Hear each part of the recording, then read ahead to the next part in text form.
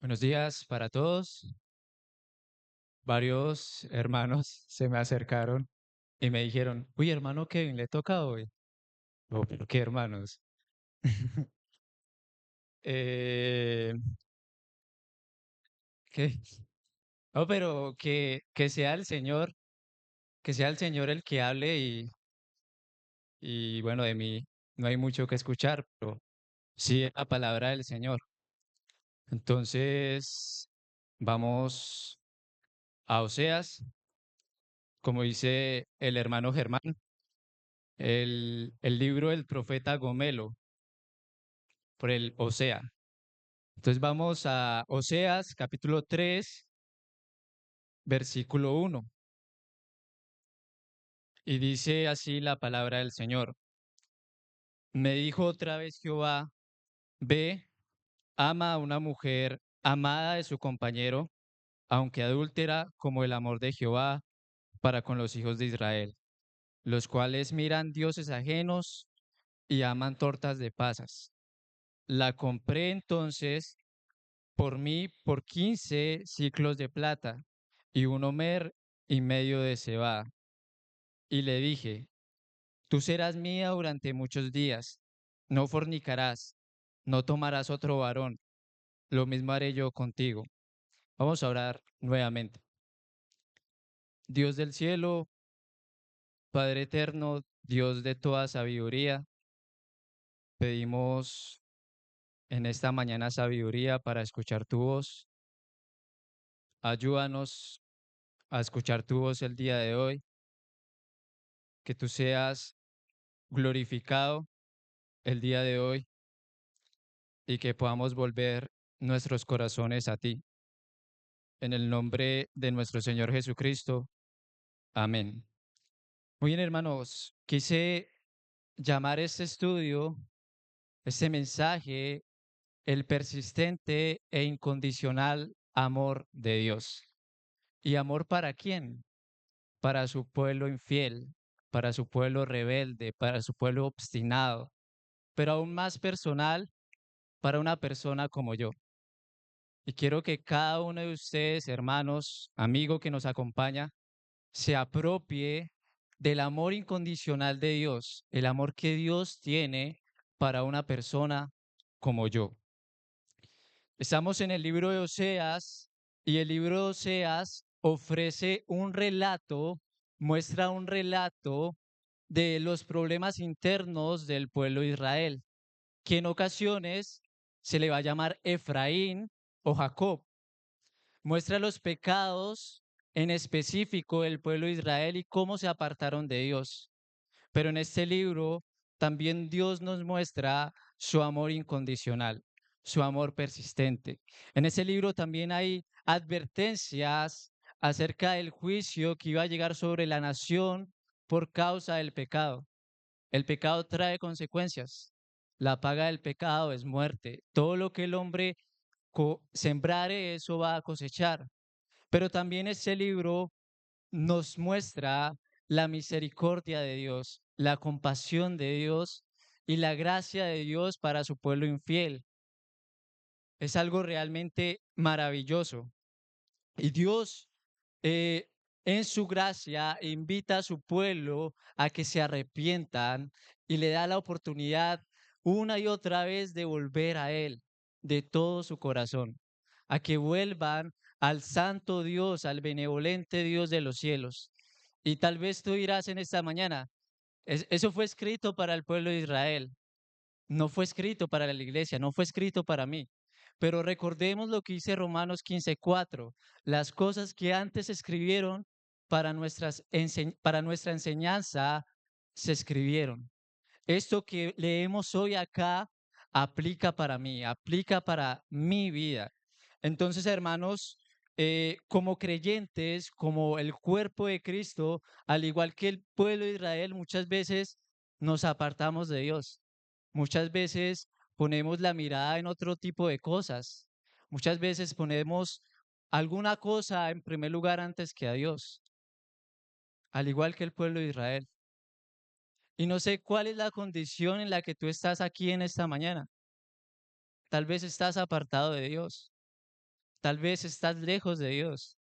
Tal vez vienes a la iglesia constantemente, pero tu corazón está lejos de Dios. Y peor aún, tal vez tengas un ministerio, sirvas a Dios, pero te sientes lejos de Dios.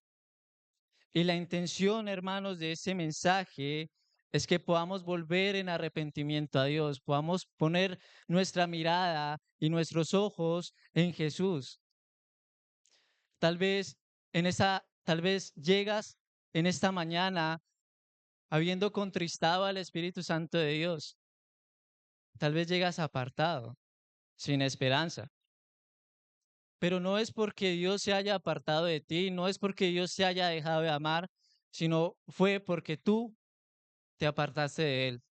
Fue porque tú lo dejaste y lo cambiaste por otras cosas. Que este mensaje sea de bendición y que podamos poner la mirada en nuestro Dios. Que a través de esas características del pueblo de Israel podamos ver una radiografía de nuestro propio corazón y de nuestra propia vida. Y que a través de la respuesta incondicional de Dios, del amor incondicional y persistente que llama y sigue llamando y sigue extendiendo su brazo, podamos ir en arrepentimiento al Señor. Entonces vamos a ver algunas características del pueblo infiel de Israel que en el libro es representado por una mujer llamada Gomer, la esposa de Oseas, una mujer que era infiel, una mujer que era adúltera, y eso representa al pueblo de Israel. Y vamos a ver algunas características del pueblo de Israel, y la primera de ellas es falta de verdadero conocimiento de Dios. El pueblo carecía de una ausencia de un verdadero conocimiento de quién es Dios. Oseas 4, versículo 1 dice, oíd palabra de Jehová, hijos de Israel, porque Jehová contiende con los moradores de la tierra, porque no hay verdad, ni misericordia, ni conocimiento de Dios en la tierra. Y el versículo 6 dice, mi pueblo fue destruido porque le faltó ¿qué? Conocimiento, conocimiento. Vemos que al final del versículo 1, el capítulo 4, dice que no hay conocimiento de Dios en la tierra. Y en el versículo 6 dice la raíz del asunto. Mi pueblo fue destruido, mi pueblo quedó en ruinas, mi pueblo fue castigado porque le faltó conocimiento. Esa es la raíz de por qué muchas veces nos apartamos de Dios y buscamos otras cosas, hermanos. Esa es la raíz. Ese es el problema, esa es la raíz de la caída, de nuestra corrupción, la ignorancia. La ignorancia de no conocer a Dios. Muchas veces, hermanos, en nuestra mente, en nuestra cabeza, nos moldeamos a un Dios conforme a nuestras propias intenciones, conforme a nuestros propios intereses, y muchos dicen, ah, es que Dios es amor, y como Dios es amor, yo puedo pecar deliberadamente, porque Él es amor. Eso no es conocer a Dios. Para nada es conocer a Dios, porque Dios es un Dios santo, justo y recto, que también es amor. Entonces, hermanos, un verdadero conocimiento de Dios produce una verdadera adoración. Un verdadero conocimiento de Dios produce obediencia. Y tal vez muchas personas conocen a Dios teológicamente, teóricamente, lo conocen y saben mucha doctrina y se saben toda la Biblia de memoria, pero su corazón está lejos de Dios. No conocen a Dios verdaderamente, porque si conocieran a Dios, se apropiarían de ese conocimiento y le obedecerían, le adorarían, le vivirían una vida plena. ¿Por qué muchas veces buscamos otras cosas? ¿Por qué muchas veces buscamos satisfacción en otras cosas? Porque no conocemos un Dios grande que puede satisfacer, que satisface todas nuestras necesidades.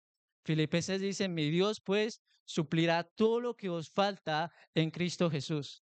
¿Por qué buscamos amor en otras cosas cuando Dios es la fuente inagotable de amor? Porque no conocemos, porque muchas veces somos ignorantes y no conocemos lo magnífico, lo grandioso que es Dios. Esa es la raíz del asunto. Y no es que Dios no se haya dado a conocer a nosotros, para nada. Él se dio a conocer a nosotros a través de la creación, a través de las cosas que vemos, pero se dio a conocer también a través de la palabra de Dios. A través de su palabra Él se dio a conocer. Y Oseas dice que Él les escribió la grandeza de su ley para que ellos lo conocieran, pero ellos tuvieron la ley de Dios como cosa extraña. Pregunta, ¿tienes la ley de Dios, la palabra de Dios como una cosa extraña? ¿No le das realmente la importancia que se merece a la palabra de Dios? Cuando abres la Biblia, cuando lees la Biblia, cuando un hermano está hablando aquí, está predicando sobre la verdad de Dios, ¿le das la importancia que se merece a la palabra de Dios? Dios quiere que le conozcamos. Él nos dejó la Biblia para que nosotros le conozcamos a Él y podamos obedecerle y adorarle. Él dice el libro de Romanos 11 que Él todo el día extendió sus manos hacia un pueblo obstinado y rebelde. Él mandó profetas y Él quería que ellos se arrepintieran y tenían la ley y les enseñaban, pero ellos no prestaban atención. Qué importante es el conocimiento de Dios. Qué importante es conocer a Dios. Y esa es la primera característica. El pueblo de Israel no tenía un verdadero conocimiento de Dios y fue destruido por eso. Y debido a eso no le glorificaron, no le adoraron, no le dieron gracias, no le obedecieron. Otra característica que vemos está en Oseas 7:9. Vamos a Oseas 7:9. Dice, devoraron extraños su fuerza y él no lo supo. Aún, aún canas le han cubierto y él no lo supo. Y es que extraños devoraron la fuerza del pueblo de Israel y el pueblo de Israel no se dio cuenta. Estaban siendo consumidos poco a poco por influencias ajenas a Dios. Al hacer ellos alianzas con otros pueblos, digamos que el pueblo de Asiria y Egipto decía, nosotros te damos protección, pero tú nos pagas impuestos. Y poco a poco se fueron aprovechando del pueblo de Israel, fueron ganando territorio y el pueblo de Israel no sabía, era ignorante de lo que lo demás, de lo que las demás naciones estaban haciendo con el pueblo. Se estaban aprovechando de él y él no lo supo. Dice que las canas cubrieron su cabeza, o sea, el tiempo pasó, el tiempo pasó y, y no se dio cuenta de que lo estaban devorando sus riquezas, su tierra, su fe. Y hay una enseñanza aquí para nosotros. ¿Qué cosas pueden estar devorando tu vida poco a poco?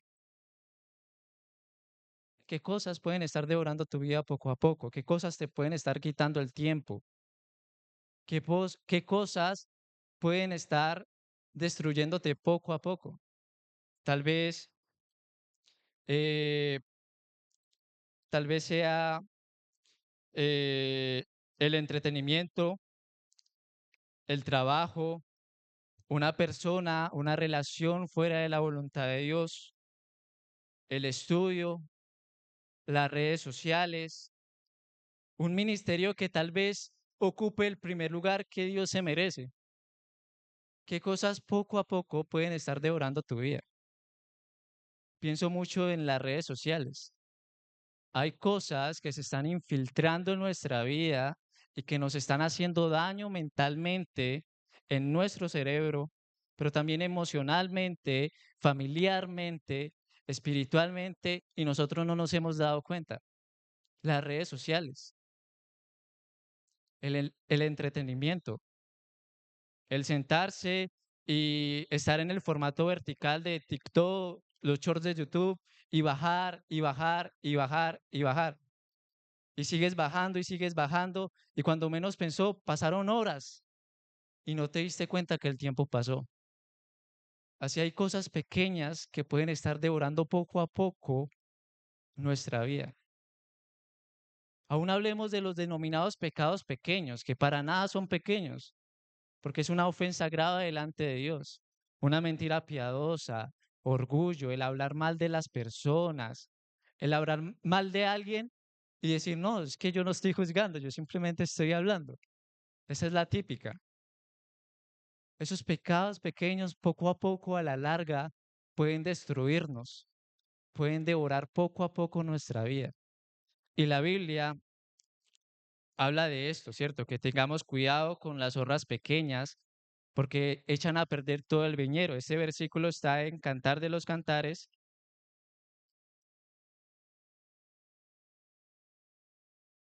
Vamos a Cantar de los Cantares, capítulo 2, versículo 15. Dice, cazadnos las zorras pequeñas que echan a perder las viñas, porque nuestras viñas están en cierne.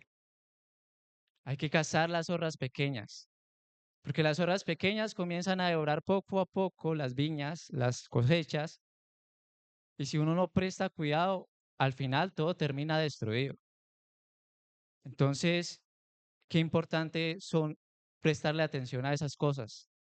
Hay otro versículo muy parecido que está en Eclesiastés. Vamos a Eclesiastés,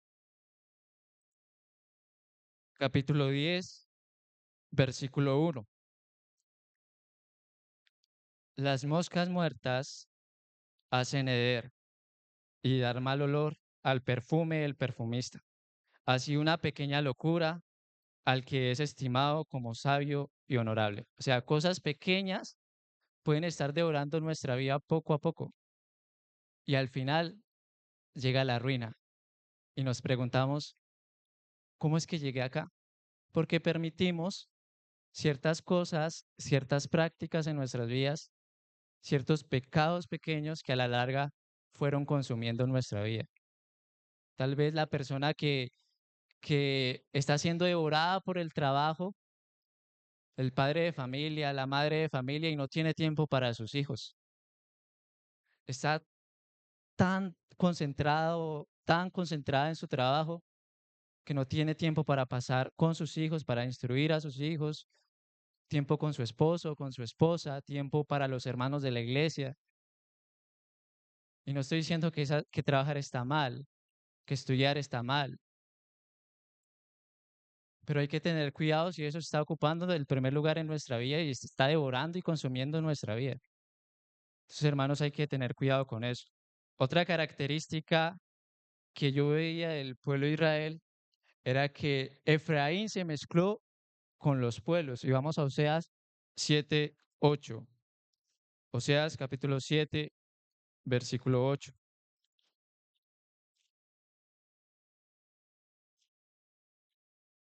Y dice, vamos a leer solo la primera parte, Efraín se ha mezclado con los demás pueblos.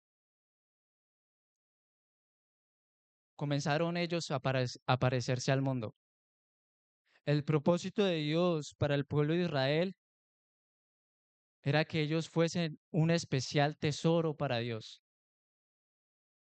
Era que ellos fuesen un pueblo apartado, que marcaran la diferencia en todas las áreas de la vida, en las prácticas, en la vestimenta, en la alimentación, en la parte legal, en la parte ceremonial, en lo higiénico, en la parte administrativa. Ellos debían marcar la diferencia de los demás pueblos paganos e idólatras. Ellos debían ser una nación santa. La palabra santo significa apartado, ser puestos aparte. Ese era el propósito que Dios tenía para con su pueblo, que a través de su santidad los demás pueblos vieran que era un pueblo diferente y las demás naciones que eran paganas pudieran reconocer al Dios de Israel y dar gloria al Dios de Israel, al único Dios verdadero. Pero ellos poco a poco se fueron pareciendo al mundo, fueron permitiendo prácticas con otras naciones, alianzas con otras naciones, fueron apropiándose de ciertas prácticas, de ciertas costumbres, Y no solamente eso, sino que también comenzaron a emparentarse con otros pueblos, a casarse, a darse en casamiento con otros pueblos, cosa que totalmente estaba prohibida por parte de Dios. Y eso es algo grave delante de Dios, porque Dios nos manda el día de hoy a ser un pueblo santo, al igual que Israel. En el caso de Israel, ellos debían vivir como nación juntos y no mezclarse con los demás pueblos, no tener relación con los demás pueblos. En el caso de la iglesia, pues constantemente estamos rodeados de personas que no conocen a Dios, de personas inconversas que no han creído en Cristo. No podemos irnos todos juntos a una montaña, a una tierra, a vivir como una nación, porque somos un pueblo adquirido por Dios, una nación santa, pero somos el pueblo celestial de Dios en muchas partes del mundo. Y Pablo dice que si fuese así, pues nos sería necesario salir del mundo y no convivir con esas personas, pero diariamente convivimos con vecinos, con compañeros de trabajo, con compañeros de colegio, de universidad. Y el propósito por el cual estamos aquí en el mundo es para que esas personas vean la luz, vean que somos diferentes y también crean en el nombre de su Hijo. Estamos en el mundo, hermanos, pero no somos del mundo. Estamos en el mundo, pero no somos del mundo. El mismo Dios que le dijo a Israel en el libro de Levítico, pueblo santo me seréis, porque yo soy santo, es el mismo Dios que en Primera de Pedro dice, conducíos en santidad en toda vuestra manera de vivir, porque escrito está, porque yo soy santo, vosotros también seréis santos. Somos un pueblo apartado de Dios, somos un pueblo adquirido por Dios, una nación santa, para anunciar las virtudes de aquel que nos llamó de tinieblas a luz. ¿Estás reflejando esa luz, hermano? Entre más pasa el tiempo, vemos que la iglesia en muchas ocasiones comienza a parecerse al mundo, comienza a mezclarse al mundo, comienza a relacionarse, a emparentarse con el mundo. Nosotros somos llamados a ser diferentes, a marcar la diferencia. Somos llamados a eso, pero en vez de dar luz, nos estamos pareciendo al mundo muchas veces. Un ejemplo, en las prácticas, en las costumbres, en la vestimenta, hermano, hermana, si hay aquí alguna hermana que se incomode, pues no lo digo yo, lo dice la Biblia, en la vestimenta.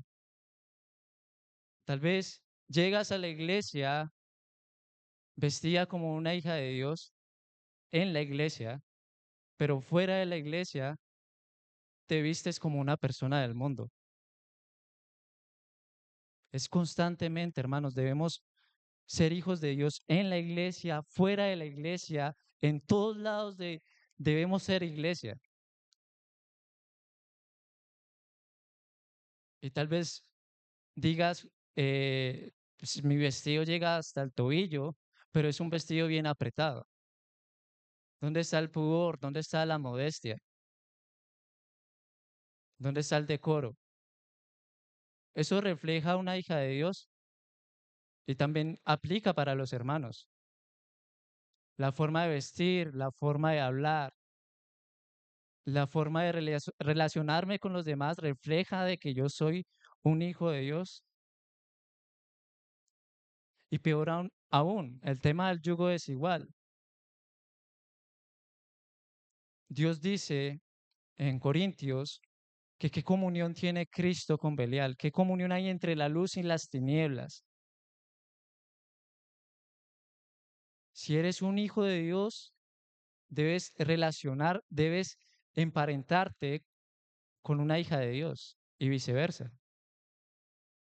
Porque recordemos que todo aquel que no es un hijo de Dios, que no ha creído en Cristo como Señor y Salvador, ¿es hijo de quién?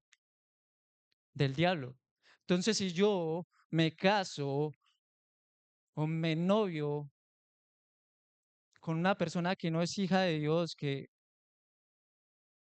¿quién es mi suegro?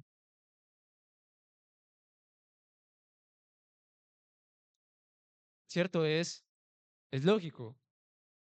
Dios nos manda a no mezclarnos con el mundo. Estamos constantemente relacionados con personas del mundo y debemos amarlos, debemos mostrarles el Evangelio, debemos mostrarles con nuestra conducta la luz de Cristo, pero muchas veces vituperamos el nombre de Cristo y nos parecemos a Cristo y en vez de que el mundo se parezca a la iglesia, de que el mundo se convierta a Dios a través del testimonio de la iglesia se está convirtiendo y se está mezclando con el mundo. No hay una diferencia. Y Dios nos manda a marcar la diferencia. Muchas veces hay hermanos que se ofenden porque tal vez en la iglesia no se celebra costumbres del mundo como el Día de la Madre, padre, mujer, hijo, esposa, esposo, gato, perro, pero no se ofende cuando falta la reunión de oración, cuando falta los cultos, a la celebración que Dios estipuló en su palabra. Muchas veces prestamos más diligencia a costumbres y prácticas del mundo que en las mismas ordenanzas que Dios dejó en su palabra, de reunirnos a orar. La reunión de oración es la reunión a la que menos personas asisten y es una de las reuniones más importantes. Pero claro, estamos más concentrados en ir un domingo a piscina con la familia, al asado, al sancocho, que estar congregados en lo que Dios nos mandó el primer día de la semana. Muchas veces nos estamos mezclando, hermanos, y Dios nos manda a marcar la diferencia. Esa es una característica del pueblo de Israel. Otra característica, Efraín era torta no volteada, o sea, 7:8b. La otra parte dice, eh, Efraín fue torta no volteada. ¿Qué quiere decir eso? Apariencia espiritual por fuera, pero áreas internas descuidadas. En el Antiguo Testamento, una torta era algo que se podía ofrecer a Dios, pero debía asarse bien en el sartén, asarse bien por lado y lado. Pero aquí está diciendo Dios que Efraín era torta no volteada, o sea, por un lado estaba asado, pero por el otro lado, ¿cómo estaba? Cruda. Pregunta, hermanas, hermanos, ¿cómo sabe una arepa bien asada por un lado y por el otro lado crudo? Pues yo me las he comido así, pues cuando uno tiene hambre come lo que sea, pero sabe muy maluco, la verdad. No es nada como una arepa volteada por lado y lado. Eso nos enseña de que el pueblo de Israel, pues de alguna manera había áreas donde tal vez dejaba que Dios trabajara, pero otras áreas que Dios no las toque. Tal vez ellos se mostraban por un lado asados, ¿cierto? Bien cocinados, pero por el otro lado crudo. Y así, hermanos, somos nosotros muchas veces. Queremos que Dios trabaje en ciertas áreas de nuestra vida, pero en otras áreas de nuestra vida estamos crudos. Y para Dios, Dios dice que debemos presentar todo nuestro ser, espíritu, alma y cuerpo delante de Él. Romanos 12:1 dice que Él nos ruega por la misericordia de Dios que presentemos nuestro cuerpo en sacrificio vivo, santo, agradable a Dios, que es vuestro culto racional. O sea, Dios quiere absolutamente todo de nosotros. Él no quiere trabajar simplemente en una área de nuestra vida, sino que Él quiere trabajar en todas las áreas de nuestra vida.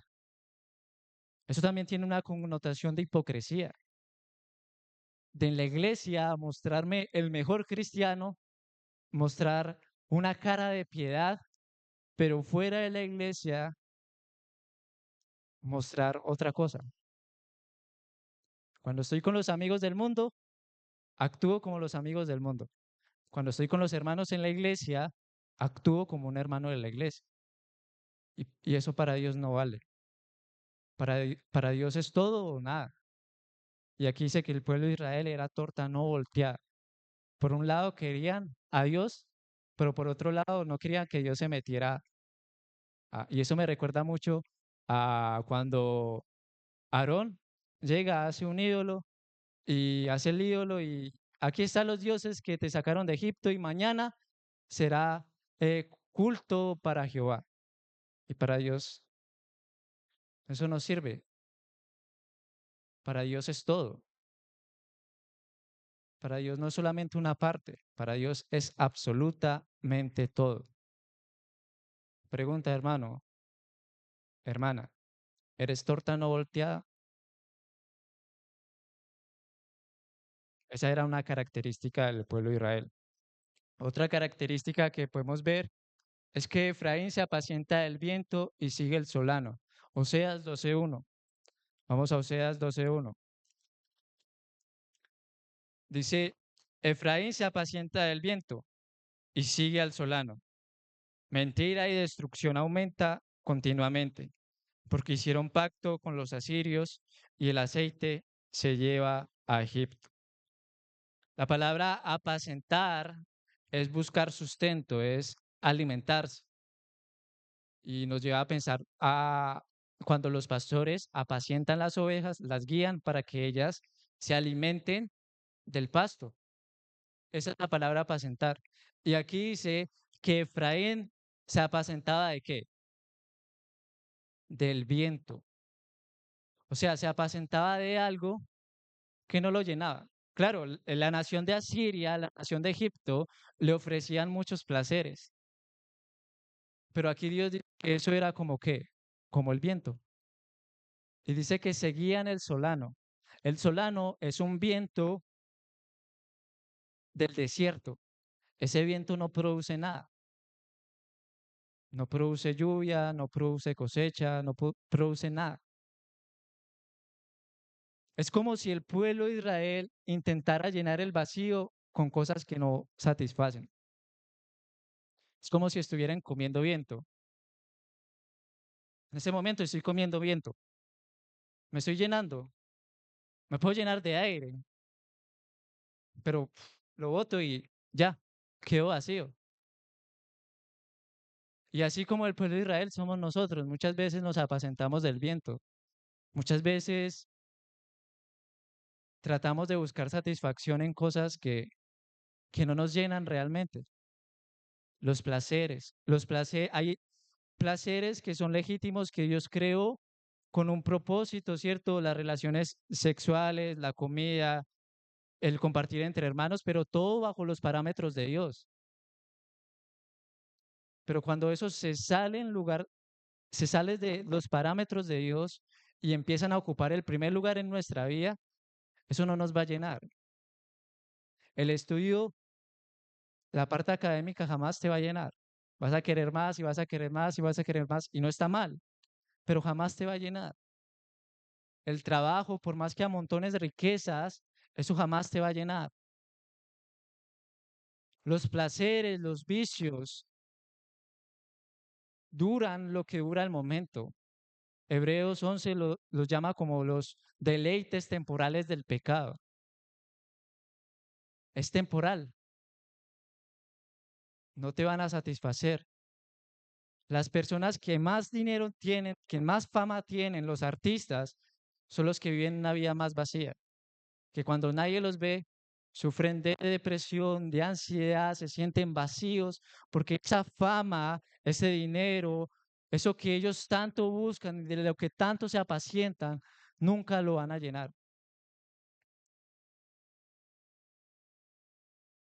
El único, hermanos, que satisface nuestras necesidades, el único que puede llenar nuestra alma es Dios, es el Señor Jesucristo.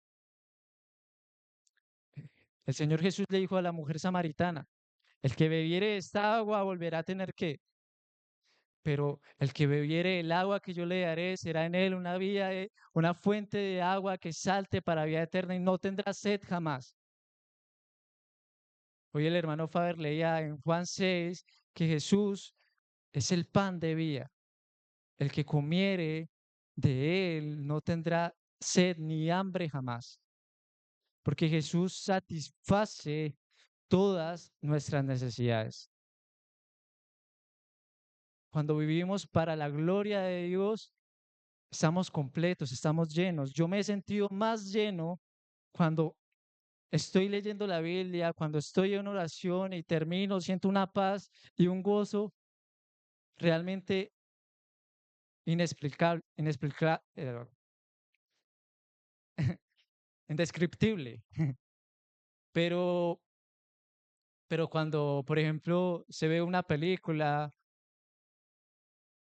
y termino, o se hace algo que me gusta y termino, pues no me siento lleno. Es cuando vivo para la gloria de Dios, porque Dios es el único que puede satisfacer todas nuestras necesidades. Vamos a ver otra característica, y es que Efraín es paloma incauta. ¿Qué es una paloma incauta?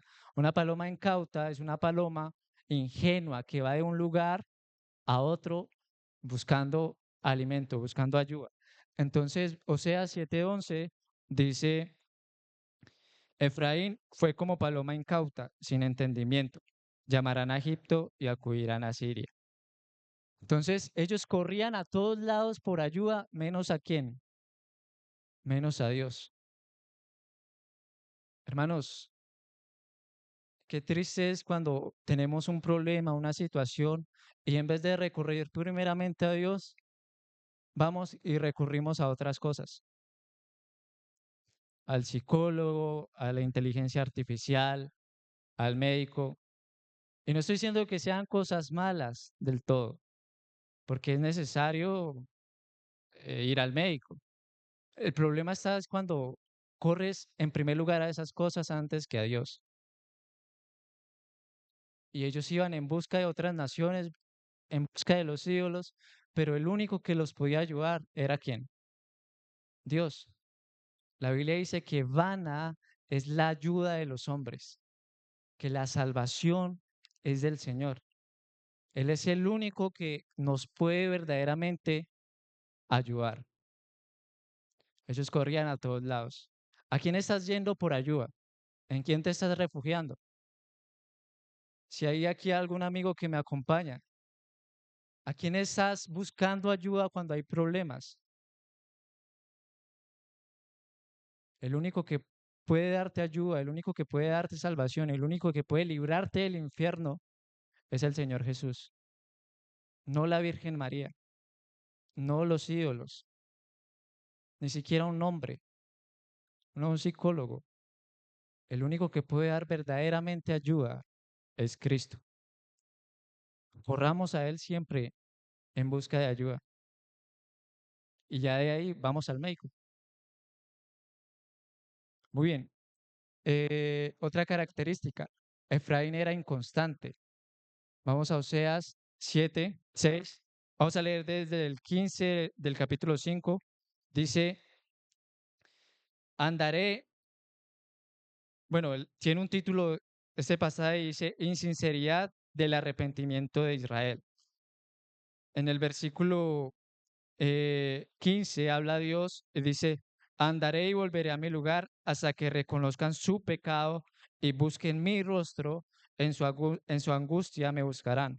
Y obviamente ellos pasaban por momentos difíciles, y cuando ya estaban en una situación difícil, ahí sí clamaban a Dios, pero no lo hacían de todo corazón. El versículo 6:1, el pueblo de Israel habla y dice: venid y volvámonos a Jehová, porque él arrebató y nos curará, hirió y nos vendará, nos dará vida después de 2 días, y en el tercer día nos resucitará y viviremos delante de él. Versículo 3, hicieron promesas y conoceremos y proseguiremos en conocer a Jehová. Como el alba está dispuesta a su salida, y vendrá a nosotros como la lluvia tardía y temprana a la tierra. Ellos tenían buenas intenciones.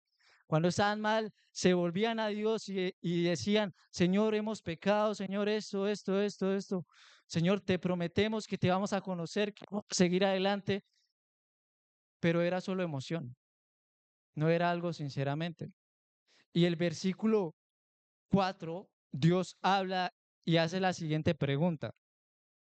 ¿Qué haré a ti, Efraín? ¿Qué haré a ti, oh Judá? La piedad vuestra es como nube de la mañana, como el rocío de la madrugada. ¿Que se qué? Que se desvanece. ¿Cómo es la niebla en las mañanas? Se ve. ¿Y cuánto dura? De un momento a otro se esfuma. Así nosotros muchas veces en momentos de emociones buscamos a Dios y le prometemos muchas cosas a Dios y estamos bien una semana, 2 semanas, 3 semanas, un mes y volvemos otra vez a lo mismo, hermanos. Volvemos a la inconstancia. El pueblo de Israel era inconstante y Dios dice, ¿qué haré con ustedes? La piedad vuestra es como la nube de la mañana, o sea, esa bondad que tú expresas, ese arrepentimiento que tú expresas, se desvanece rápidamente, no dura nada. Otra característica del pueblo de Israel es que Efraín es dado a ídolos. Oseas 4:17. Dice, Efraín es dado a ídolos, déjalo. Dios está diciendo, esa es la condición del pueblo de Israel. Ellos se quieren estrellar, dejémoslos que se estrellen. Era un pueblo idólatra y la idolatría es una traición a Dios. Y tal vez hoy en día no se ve como en aquellos tiempos donde, pues para los cristianos que vamos a orar a un ídolo, pero cualquier cosa que ocupe el primer lugar antes que a Dios es un ídolo. Y aquí está diciendo, Efraín es dado a ídolos, esa es su condición. Hemos visto que era un pueblo inconstante, un pueblo rebelde, un pueblo obstinado, un pueblo traicionero, un pueblo rebelde. Ese es el panorama del pueblo de Israel. Humanamente, ¿quién querría a una persona así? Yo la desecharía, humanamente hablando. Pero a pesar de todo, hermanos, a pesar de todo, Dios seguía amando a ese pueblo con esas características. Dios seguía amando a su pueblo. Y así como Oseas, así como Dios mandó a Oseas amar a su esposa adúltera, traicionera, así Dios ama a su pueblo infiel. Vamos a Oseas, capítulo 11, y vamos a leer brevemente versículo 1. Cuando Israel era muchacho, yo lo amé, y de Egipto llamé a mi hijo. Cuanto más yo lo llamaba, tanto más se alejaban de mí. A los baales sacrificaban y a los ídolos ofrecían sahumerios. Yo con todo eso enseñaba a andar al mismo Efraín, tomándole de los brazos, y no conoció que yo le cuidaba. Con cuerdas humanas los atraje, con cuerdas de amor, y fui para ellos como los que alzan el yugo de sobre su y puse delante de ellos la comida.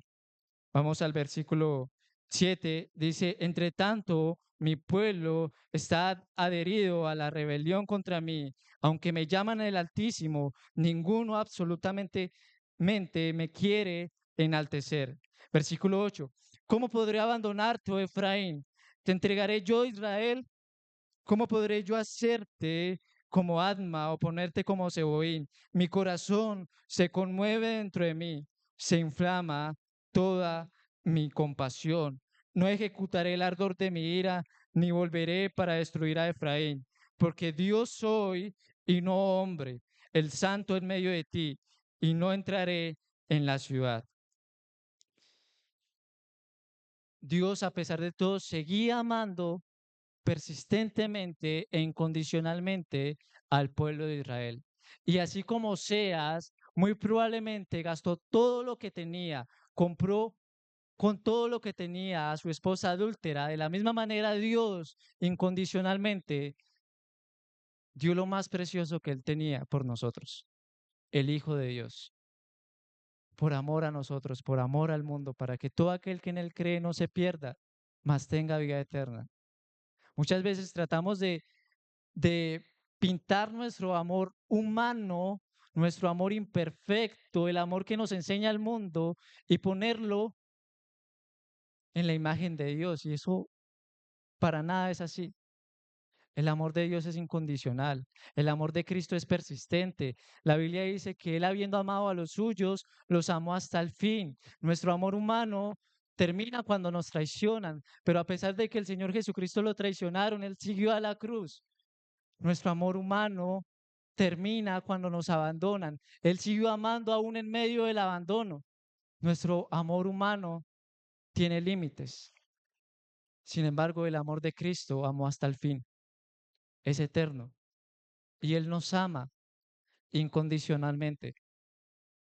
En Jeremías 31 dice, no es Efraín hijo precioso para mí, no es niño en que me deleito, pues desde que hablé de él, he hablado de él constantemente, ciertamente tendré de él misericordia. En otra traducción dice, a veces tengo que castigarlo. Y el amor también conlleva al castigo, porque el padre al que disciplina, al que ama, disciplina. Dios nos ama incondicionalmente y Él quiere lo mejor para nosotros. Y su amor fue demostrado en la cruz. Romanos 5:8 dice que más Dios muestra su amor para con nosotros en esto, en que siendo aún pecadores, Cristo murió por nosotros. Y si estás apartado, Dios te sigue amando de la misma manera en la que Cristo te amó estando en la cruz, llevando tus pecados por ti y por mí. Él te sigue amando y Él te sigue dando la oportunidad a que recibas tu amor, su amor. Él no quiere que te pierdas, amigo, que me oyes. Él no quiere que te vayas al infierno por tu propio pecado, por tu rebeldía. Él quiere que creas en Cristo, que lo recibas en tu corazón. Hermanos, personalmente yo no hablo como alguien que ha sido ejemplo, porque me siento muy identificado con el pueblo de Israel. Y he sido peor, porque aún teniendo el Espíritu Santo de Dios, aún teniendo más conocimiento, me he apartado de Él en muchas ocasiones. Y les aseguro, si humanamente ustedes conocieran la superficie de mi corazón, pues me daría mucha pena. Pero Dios conoce las profundidades de mi corazón, conoce lo más profundo de mí, mis pensamientos, mis acciones, y aún así me ama incondicionalmente. Y Él te ama a ti. No dudemos del amor de Dios que nos tiene, pero es un amor, hermanos, que también es persistente y nos llama al arrepentimiento. Su amor es incondicional, se muestra de manera incondicional, pero aquí está como la paradoja. Hay una condición y la condición es aceptar ese amor. Su amor es incondicional, se muestra incondicional, pero la condición es que yo acepte ese amor y vaya rendido delante de Él. ¿Qué dice? Voy a leer varios versículos. El capítulo 13, versículo 9, me llama mucho la atención, de Oseas. Dice, te perdiste, oh Israel, mas en mí ¿qué? Está tu ayuda. Y yo suelo leer ese versículo con mi nombre. Te perdiste, oh Kevin, mas en mí está tu ayuda. Yo sé que te descarriaste, pero yo soy el único que te puedo ayudar. Y el versículo 14, Dios llama a su pueblo al arrepentimiento y dice, vuelve, oh Israel, Jehová tu Dios, porque por tu pecado has caído. Llevad con vosotros palabras de súplica y volved a Jehová y decidle. Dios mismo está diciendo lo que debemos de decirle. Quita toda iniquidad y acepta el bien, y te ofreceremos la ofrenda de nuestros labios. No nos librará el asirio, no montaremos en caballos, y nunca más diremos a la obra de nuestras manos, Dios, pues, porque el huérfano alcanzará misericordia. El versículo 4 dice que si nosotros hacemos eso, le decimos eso a Dios, que si Tal vez si ponemos nuestros ojos en Jesús, en el sacrificio que Él hizo, dice el versículo 4, y yo sanaré su qué, su rebelión. Los amaré de pura gracia, porque mi ira se apartó de ellos. Es una promesa de Dios si aceptamos su amor incondicional y vamos delante de Él en arrepentimiento. Es una promesa de Dios. Y me llama la atención esto que dice, los amaré de pura gracia. Para nosotros es así, gracia, como de alegría.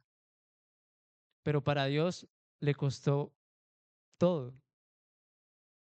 Le costó dar su propio hijo, su hijo eterno. Le costó todo. Entonces, que ese mensaje, que al ver el amor incondicional de Dios, que al ver su amor persistente hacia cada uno de nosotros, podamos ir en arrepentimiento delante de Él. Si te has apartado, vuelve a Dios.